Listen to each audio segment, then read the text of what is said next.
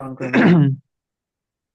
দেখো এখান থেকে তুমি থিওরিটা এখানে জিরো সেট করলা, জিরো সেট করার পরে তুমি আস্তে আস্তে ঘোরাচ্ছ, ঘোরানোর পরে এইখানে তুমি মনে করো একটা যেটা তুমি নির্ণয় করবা, কলাম নির্ণয় করবা, এখান থেকে তুমি হুম রেঞ্জিং রড এখানে ই করবা, দেখা যাচ্ছে কিনা দেখবা।